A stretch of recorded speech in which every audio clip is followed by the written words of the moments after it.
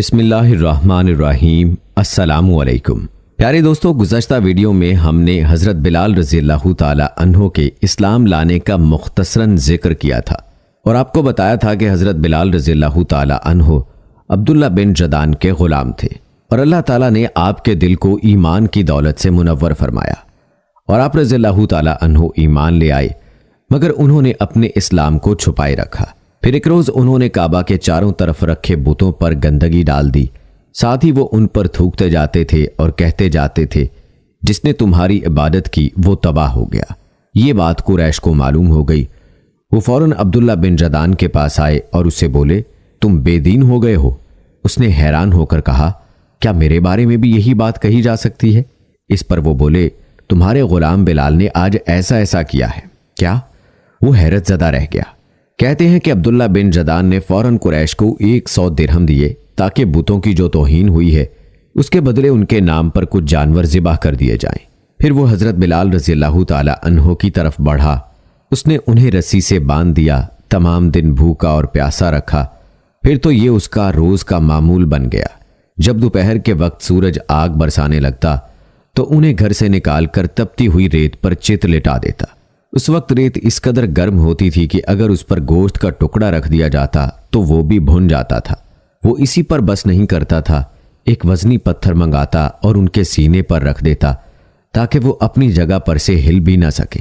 پھر وہ بدبخت ان سے کہتا، اب یا تو محمد کی رسالت اور پیغمبری سے انکار کر اور لات و عزا کی عبادت کر، ورنہ میں تجھے یہاں اسی طرح لٹائے رکھوں گا یہاں تک کہ تیرا دم نکل جائے گا۔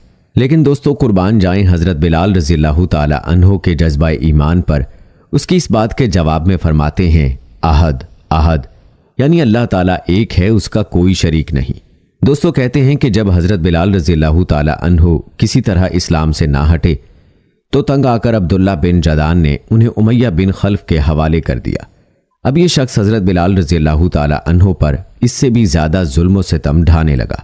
ایک روز انہیں اسی قسم کی خوفناک سزائیں دی جا رہی تھیں کہ حضور نبی کریم صلی اللہ علیہ وآلہ وسلم اس طرف سے گزرے۔ حضرت بلال رضی اللہ تعالی عنہ شدید تکلیف کی حالت میں احد احد پکار رہے تھے۔ آپ صلی اللہ علیہ وآلہ وسلم نے انہیں اس حالت میں دیکھ کر فرمایا، بلال، تمہیں یہ احد احد ہی نجات دلائے گا۔ پیارے دوستو، روایات میں آتا ہے کہ ایک روز حضرت ابو بکر رضی اللہ تعالی عنہ اس طرف سے گزرے۔ امیہ بن خلف نے انہیں گرم ریت پر لٹا رکھا تھا، سینے پر ایک بھاری پتھر رکھا ہوا تھا۔ انہوں نے یہ دردناک منظر دیکھ کر امیہ بن خلف سے کہا، کیا اس مسکین کے بارے میں تمہیں اللہ کا خوف نہیں آتا؟ آخر کب تک تم اسے عذاب دیے جاؤ گے؟ امیہ بن خلف نے جل کر کہا، تم ہی نے اسے خراب کیا ہے، اس لیے تم ہی اسے نجات کیوں نہیں دلا دیتے؟ اس کی بات سن کر حضرت ابو بکر رضی اللہ تعالی عنہ بولے، میرے پاس بھی ایک حبشی غلام ہے، وہ اس سے زیادہ طاقتور ہے اور تمہارے ہی دین پر ہے، میں ان کے بدلے میں تمہیں وہ دے سکتا ہوں۔ یہ سن کر امیہ بولا، مجھے یہ سودا منظور ہے۔ یہ سنتے ہی ابو بکر صدیق رضی اللہ تعالی عنہ نے اپنا حبشی غلام اس کے حوالے کر دیا۔ اس کے بدلے میں حضرت بلال رضی اللہ تعالی عنہ کو لے لیا اور آزاد کر دیا۔ سبحان اللہ! دوستو، کیا خوب سودا ہوا۔ یہاں یہ بات جان لینی چاہیے کہ حضرت ابو بکر رضی اللہ تعالی عنہ کا حبشی غلام دنیا کے لحاظ سے بہت قیمتی تھا۔ دوستو، کچھ روایات میں یہ بھی کہا جاتا ہے کہ امیہ بن خلف نے غلام کے ساتھ 10 اوقیہ سونا بھی طلب کیا تھا اور حضرت ابو بکر صدیق رضی اللہ تعالی عنہ نے اس کا یہ مطالبہ بھی مان لیا تھا۔ چنانچہ آپ نے اسے ایک یمنی چادر اور کچھ سونا دیا تھا۔ ساتھ ہی آپ نے امیہ بن خلف سے فرمایا تھا، اگر تم مجھ سے 100 اوقیہ سونا بھی طلب کرتے تو بھی میں تمہیں دے دیتا۔ پیارے دوستو، آپ نے ملاحظہ فرمایا کہ اسلام کی خاطر صحابہ نے کیسی کیسی تکالیف برداشت کی، لیکن ان کے دل میں اللہ اور رسول اللہ صلی اللہ علیہ وآلہ وسلم کی محبت ایسا گھر کر گئی تھی کہ ان کے لیے ہر قسم کی تکلیف اس محبت کے سامنے چھوٹی تھی اور وہ اللہ کی خوشی سے اس کو برداشت کر لیتے تھے۔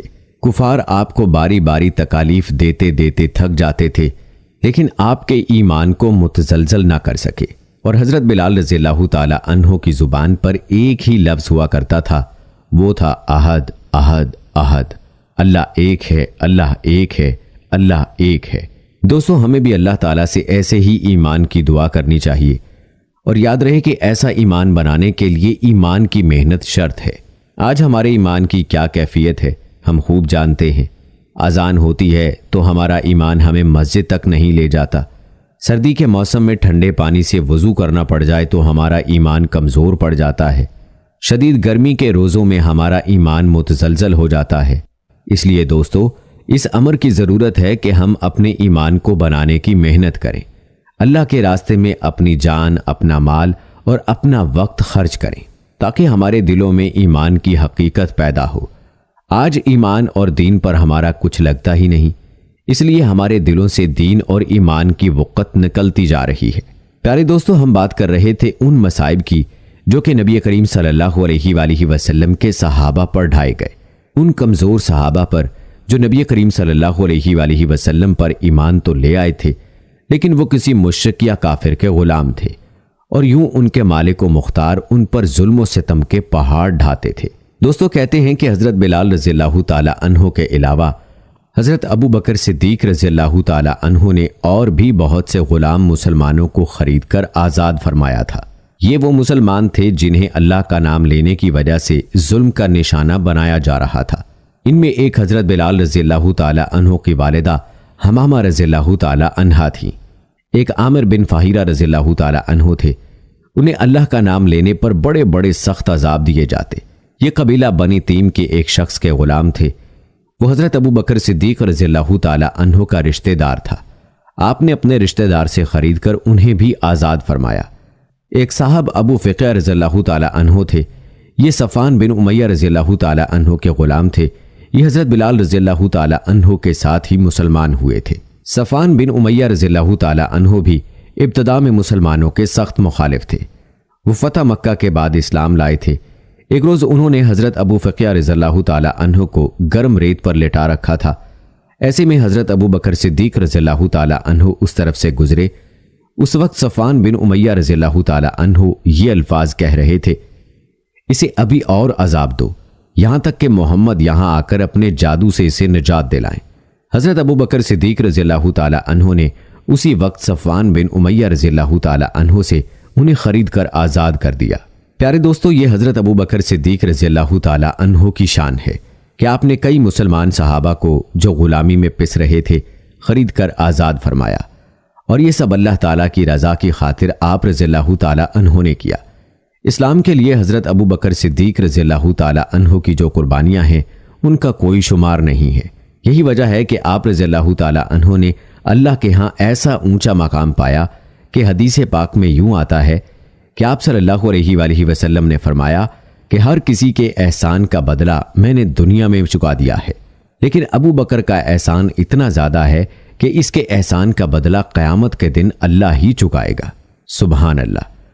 دوستو، مذکورہ غلاموں کے علاوہ بھی بہت سے صحابہ اور صحابیات کے نام ہیں جو کہ مشرکین کی غلامی میں ہونے کی وجہ سے مصائب کا شکار تھے، اور حضرت ابو بکر صدیق رضی اللہ تعالی عنہ نے ان کو اللہ کی خوشنودی کے لیے خرید کر آزاد فرمایا۔ روایات کے مطابق زنیرہ رضی اللہ تعالی عنہا نامی ایک عورت کو مسلمان ہونے کی بنیاد پر اس قدر خوفناک سزائیں دی گئیں کہ وہ بیچاری اندھی ہو گئی۔ ایک روز ابو جہل نے ان سے کہا، جو کچھ تم پر بیت رہی ہے یہ سب لات و عزا کر رہے ہیں۔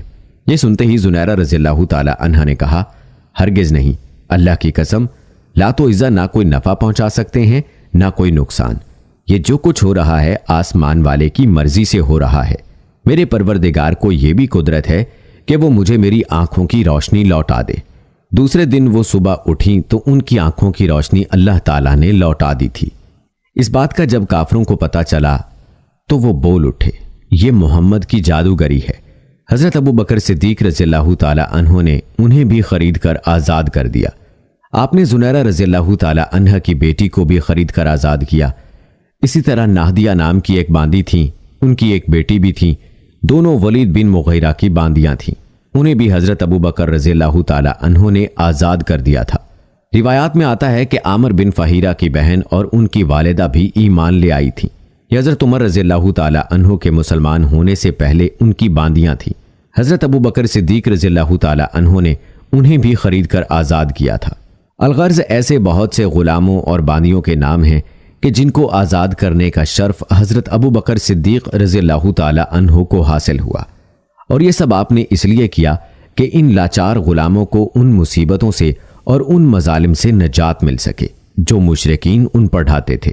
پیارے دوستو، آپ نے ملاحظہ فرمایا کہ صحابہ کو اسلام کی خاطر کیسی کیسی تکالیف کا سامنا کرنا پڑا اور ان پر ظلم کے کیسے کیسے پہاڑ توڑے گئے، لیکن قربان جائیں صحابہ کے جذبے پر اور ان کے ایمان پر کہ انہوں نے اللہ اور اس کے رسول صلی اللہ علیہ وآلہ وسلم کے لیے یہ سب کچھ برداشت کیا اور مشرکین اور کفار کو یہ بتا دیا کہ جب دل میں ایک بار اللہ اور اس کے رسول صلی اللہ علیہ وآلہ وسلم کی محبت پیوست ہو جاتی ہے تو پھر ان کے لیے جان کو قربانی کرنا تو آسان ہوتا ہے، لیکن ایمان سے پیچھے ہٹنا ان کے لیے مشکل ہی نہیں بلکہ ناممکن ہو جاتا ہے۔ اللہ سے دعا ہے کہ اللہ تعالیٰ تمام صحابہ کرام کی قبور کو اپنی رحمت کے نور سے منور فرمائے اور ان کے درجات کو بلند فرمائے، اور اللہ رب العزت سے دعا ہے کہ اللہ تعالیٰ ہمیں بھی ایسا ہی ایمان نصیب فرمائے جو صحابہ کو عطا فرمایا، اور اللہ تعالیٰ ہمیں ہر طرح کی آزمائش سے بچائے، آمین۔ دوستو، ہمیں اس بات پر اللہ کا شکر ادا کرنا چاہیے کہ اللہ تعالیٰ نے ہمیں آزاد ملک عطا فرمایا ہے اور ہم آزادی کے ساتھ اپنے مذہب پر عمل پیرا ہیں۔ یہ اللہ کی بہت بڑی نعمت ہے، لیکن افسوس اس بات کا ہے کہ آزادی کے باوجود بھی ہم اللہ تعالیٰ کے احکام اور اپنے پیارے حبیب محمد رسول اللہ صلی اللہ علیہ وآلہ وسلم کے طریقوں پر اپنی زندگی بسر نہیں کر رہے۔ کلمہ تو ہم اللہ اور رسول کا پڑھتے ہیں، لیکن اپنی زندگی میں غیروں کی پیروی کی کوشش کرتے ہیں۔ اللہ تعالیٰ ہمیں دین کی سمجھ اور اس پر عمل کی توفیق عطا فرمائے، آمین۔